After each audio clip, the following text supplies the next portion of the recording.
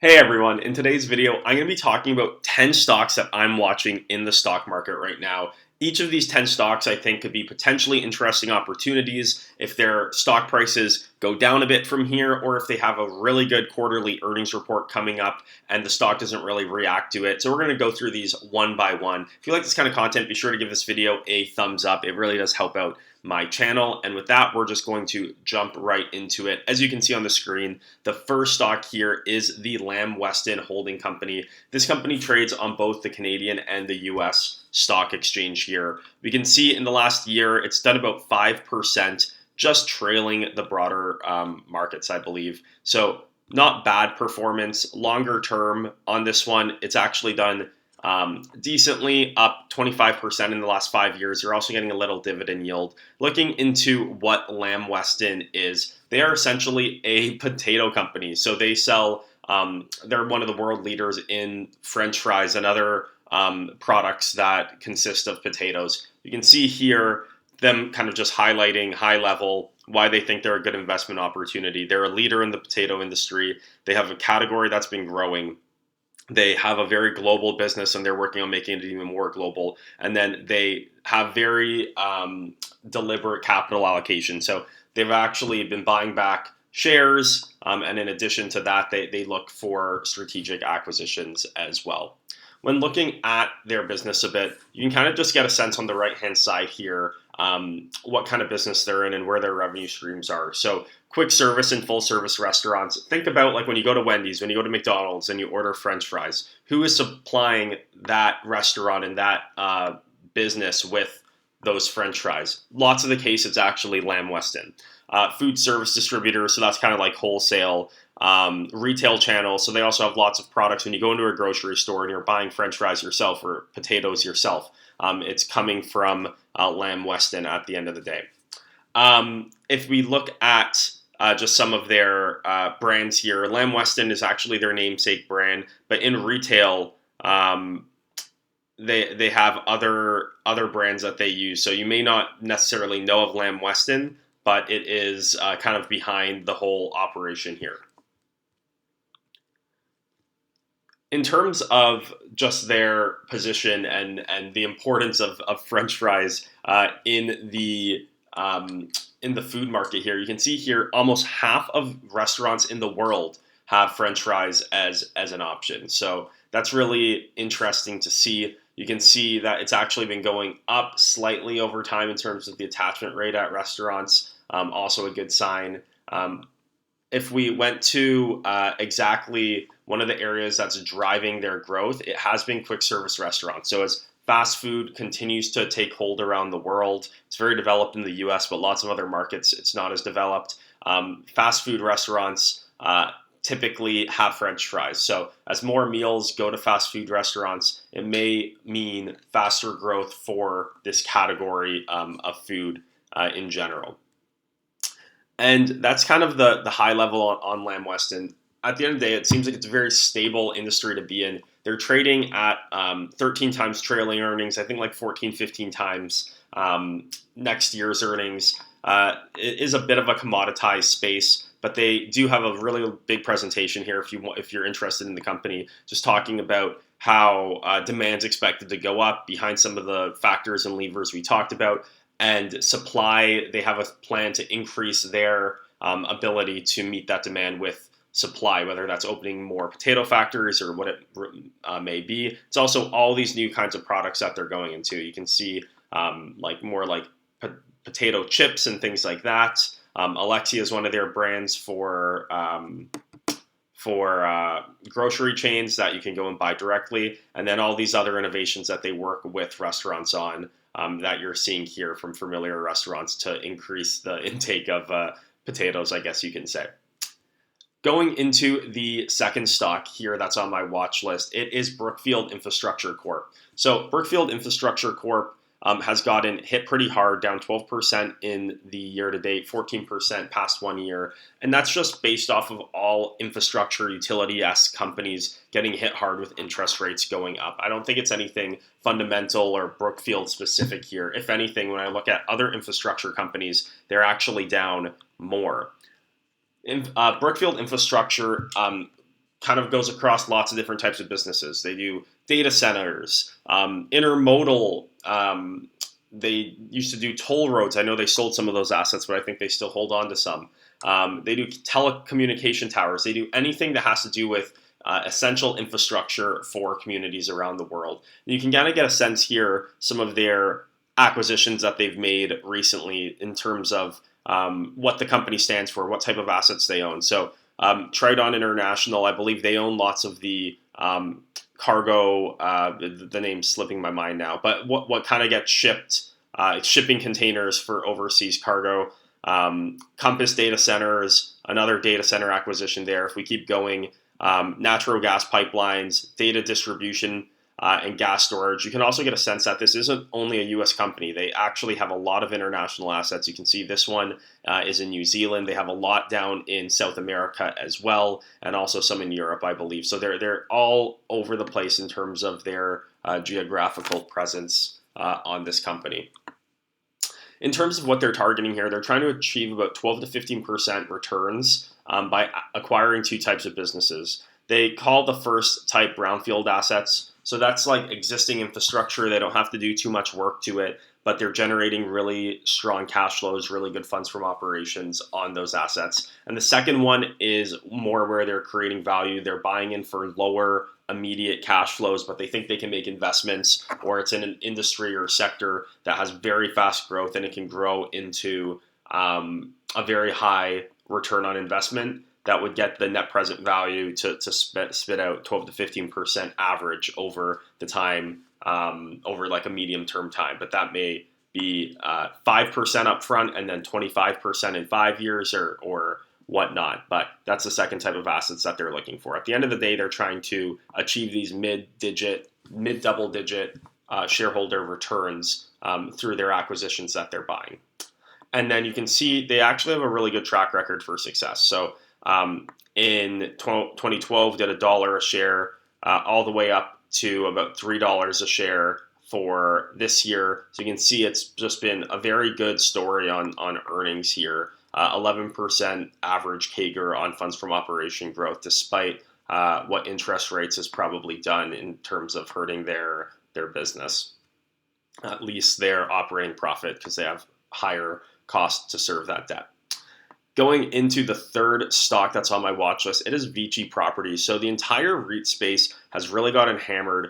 VICI's down 7.5% year to date, 4% in the last 1 year, which is honestly nothing compared to lots of other REITs. We can go here to a very famous U.S. retail REIT on Realty Income. You can see here year to date, down 20% on this one. Over the last 5 years on Realty Income, where they're actually down 6%, whereas VICI has actually done very well in creating shareholder value, up 40% over the same time period. So it has been a huge winner. For those of you who don't know, they operate in the gaming sector for the most part. You can see some of their assets here. They own assets like Mandalay Bay, like Caesars, like the Palazzo, going on, and MGM Grand, etc. So they own lots of gaming assets in Las Vegas. They've been trying to diversify in other sectors, other types of assets around the U.S. and some in Canada even. But generally, you have to be comfortable with owning lots of assets on the Las Vegas Strip if you're invested in VICI. One of the things I love about VICI is they have triple net leases, they have very long-term agreements, and they have inflation built into the rent. So you're organically going to continue to get a couple percent NOI increases every year. In addition to that, they actually own a lot of land that's not being monetized right now. So they have lots of land on the Vegas Strip. If they were to just turn around and sell it, they can probably raise a bunch of money to go invest in monetized assets, or they can buy back shares, or they can do whatever with it. So they're paying like a 6% dividend yield, I believe. And they trade at like a 14-ish times funds from operation, I believe also. And not being realized in that valuation, which I think is probably pretty fair to begin with, is all of the land and other things that they haven't even begun to monetize yet. So I think this is a interesting company, very unique REIT. Has performed super well over the medium term. They've never missed a rent payment, even during the pandemic, which was a great kind of torture test for this asset class. And while I don't currently own it, and I wouldn't make it a big position necessarily because it's so concentrated on one city and one sector, it's one that I think could be an interesting, like, complementary add to the portfolio. Produces a lot of income, has a great track record, has proven to be pretty safe, and they have a great management team as well. So that's why it's on my list. The next stock that's on my watch list here is JM Smucker. So JM Smucker, I actually recently added to my watch list. This is more of a valuation play here. So down 27% year to date. In the last even month here, down 12%. That's probably behind an acquisition that they announced of buying out Hostess Brands. Hostess Brands owns lots of snack food, junk food brands like Twinkies and things like that. And they've kind of had a decline in growth, so they ended up selling to JM Smucker. The market obviously didn't like it. They thought it was going to be slowing down the business, the potential for growth. So we'll really see how that spans out. You can see here beloved brands in attractive categories with addition of iconic snacking brands is kind of how they laid it out. But obviously investors weren't buying it, didn't love the buy price of it. We have a starting yield of 3.7% on this one and a market cap of only $12 billion. This company has tons of brands. I was surprised it was such a small market cap here. We go through, they have Jif peanut butter, they have Robin Hood, they have Uncrustables, continuing through some of the other sectors they're in. They own coffee brands like Folgers. They also have the license for Dunkin' Coffee and whatnot. And then lastly, they also own some pet food brands as well here with businesses like Milk-Bone, Pepperoni, stuff like that. So they're in a lot of different spaces. They're about to obviously add a huge part of the business with that Hostess acquisition. Looking at just their earnings per share estimates. So doing just under $10 this year, going to do over $10 next year. So at the current stock price, they're trading at about 11 times next year's earnings, 12 times this year's earnings. So pretty cheap company for just the brands that they own. Obviously, their namesake brand, Smucker, which is like jams and spreads. And it's strictly not necessarily a company I think is going to grow very fast or anything. But I just think at 11 times, it's worth keeping an eye on, especially if it dips from here, gets closer to 10 times, 9 times, could be, limited downside in their earnings for a company that's paying out at a 10 times multiple. The other thing on this one here is they're actually trading right around their 52-week low, which is also, depending on, what you look for, it's kind of a comforting sign for me sometimes when I look at what people were buying the exact same company for just a matter of months ago.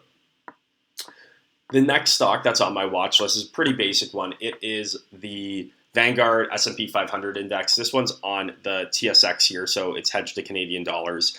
And with all the individual stock picking, sometimes I think it's great just to have some broad market exposure to protect myself from one of the sectors or one of the markets or even Canada as a whole, because I sit in Canada, market getting hit really hard for any reason in particular. So S&P 500 has a great track record over time. You get exposure to 500 of the best businesses in the United States. And sometimes, Canadian investors shy away from investing too much in the US just because you have the FX fees, you have all these tax complications. But this is a stock that it's traded on the TSX. You get all that same exposure.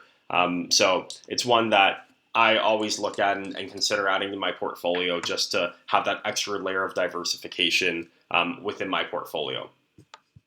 The next stock here is actually a stock I've owned before, but I've traded out of it when it kind of went parabolic. It was Airbnb. Airbnb here has been all over the place. I think I bought it around here in the high 90s and ended up selling in the high 120s or whatnot there. But this is one that I think is a great business. They have lots of growth opportunities. They do have some regulatory challenges that we have to be aware of on this one, with more and more governments putting regulation or banning Airbnb. So that's definitely one of the things I've always not been overly comfortable with about the company. But I love how asset light the business is, how fast they can grow because they're not really investing any of their own capital and building out their network in terms of available rooms and whatnot. I love how global it is as well. Operations in like over 100 countries. So this is a great stock. They've grown really quickly. They're cash flow positive. They started buying back share, but they're pretty much just offsetting share dilution and slightly more at this point. So it's not a huge buyback like Apple or Google or Meta or anything like that. Looking at their valuation here, going to do about $4 of EPS next year. So right now we're trading at about 30 times next year's earnings and about 33 times this year's earnings. So a bit rich, but they do have a great company. It depends how you model out their growth. It may be worth it at these levels, but for me, I'd feel more comfortable getting in at a lower price to earnings ratio, especially with all the other opportunities that are out there in the market today. The next stock here is Diageo. So Diageo's, I believe, the world's largest liquor company here, $86 billion market cap. So it trades at about the same size as Airbnb, actually. And they're down 12% on the year. If we look in the last 5 years, they've done very meh, up 15% in 5 years, so about 3% a year. But they also pay a dividend. So when you average that out, they're probably delivering 5 to 6% total returns. These are some of the brands they own. So they own great brands in the liquor space. Ciroc, Captain Morgan's, Kettle One, Johnny Walker, Crown Royal. Casamigos was a big one that they acquired in the tequila space. Smirnoff, Bailey's. Guinness, one of the most famous beer brands in the world. So they have some great brands, great businesses under their management. Looking at their business here, you can see about 40% of their business comes from North America, and they're just very well diversified here globally. I love that in a business, especially if I'm going to buy a U.S. company. I'm usually buying it for broader global diversification since they tend to have exposure. And I probably shouldn't have said U.S. company. This is not a U.S. company. They're actually a European company. But I just meant like a stock on the U.S. stock exchange. Latin America, they get 10% exposure there. Africa, you can see pretty big numbers in Asia and Europe. So I love them having under half of their revenues coming from North America on this business. Looking at some of the other areas of their business that have been growing or declining, you can see tequila growing really quickly, 10% volume growth, 20% pricing growth, whereas vodka's kind of flatlined. Canadian whiskey's actually down. Scotch up 12% on dollars. So lots of different categories within the alcohol space that they're in here.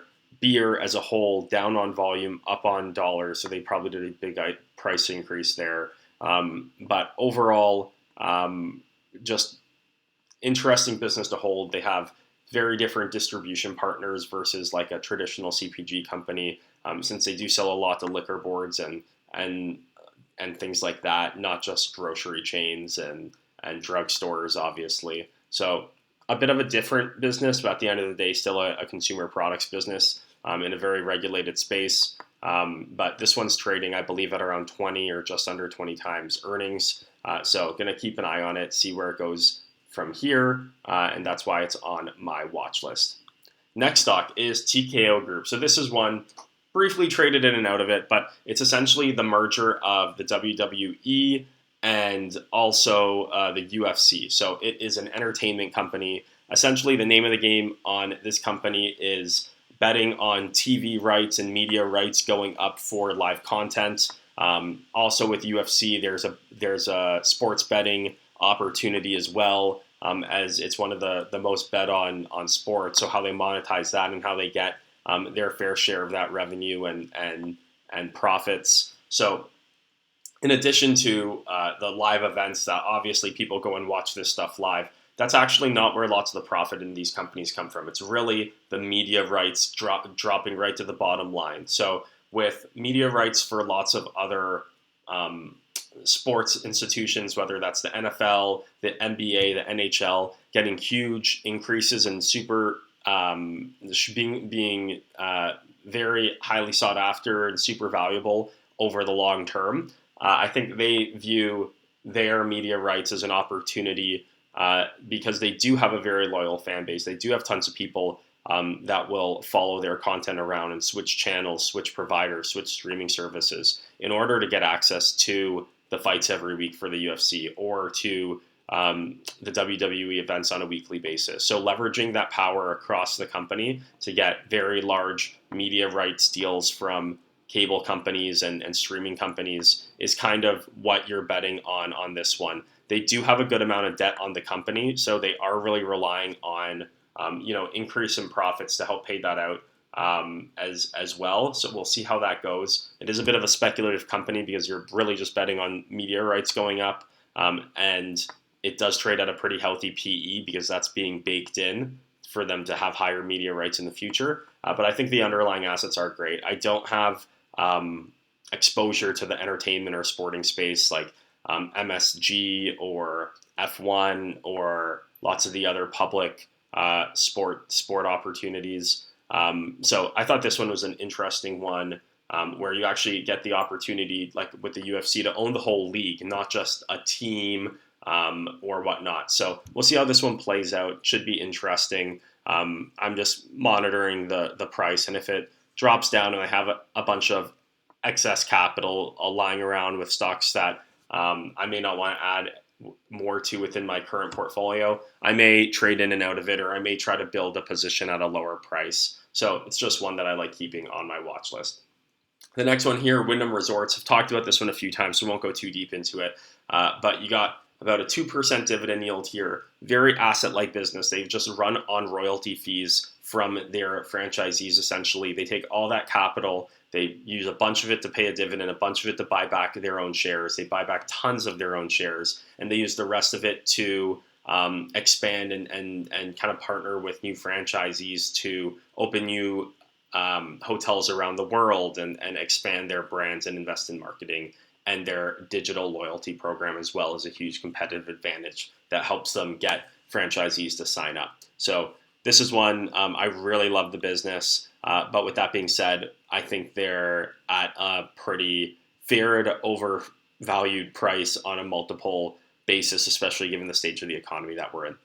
And the 10th and final stock that's on my watch list, this one's been here for a while, Labrador Iron Ore Royalty Corp. They have a partnership with an iron ore company out east in Canada. They actually own 15% of the actual mine, and in addition to that, they get royalties on every dollar and every ton of iron ore that leaves that mine. And it ends up being pretty high payouts and pretty high royalty payments out to investors. So in the trailing 12 months, they've hit about 12%. I'd say over the last 5 years, the amounts vary depending on the price of iron ore. It's a commodity at the end of the day. But generally, I'd say this is a pretty accurate depiction of what the last 5 years have been. They've been paying out around 8 to 13%, give or take, every year for the most part over the last number of years. So it's a huge income play. You can use this capital, invest it in other areas of your portfolio. Whenever there's stocks like this, I always look to see like how the actual underlying stock has done. It's great that they're providing 12% dividend yields over the last 5 years, but what's even more great is the stock's actually gone up as well. So this has definitely beaten the market over the long term since they pay out all this capital to shareholders, and they also did a really good job of holding the value of the underlying mine that they own and the projected anticipated earnings growth of the company in order to get the multiples and get the stock price to stay up. So obviously wish I'd be able to get in on a bit of a market crash or something like that. You can see during the pandemic went all the way down to $14. So someone would be making yields of like 25% a year at this point if they bought in at that low. So that was a great opportunity. But it's one I like to keep an eye on because it is pretty volatile with the global economy. Lots of people use iron ore for building, for construction. So with interest rates high, as that kind of slows down, it does hurt demand. China is also a big customer of iron ore, so it really is reliant on the Chinese economy as well. So lots of factors that go into play for this company, but it's always been one that's interested me just because of how much cash flow they get, how low their expenses are, and it just flows right through to investors. I love those kinds of companies. I own tons of them. So that's the 10 stocks that I'm currently watching. We'll see how these companies make it through earnings season. I'll be watching them very closely to see if any of them are worth it for me to start nibbling into or adding into my stock portfolio as a small position and going from there. If you like this kind of content, be sure to give this video a big thumbs up. I want to thank you guys for watching to the end of the video. If you did, I really appreciate that. And if you haven't yet, be sure to subscribe to the channel. Thanks, and I'll see you guys in the next one.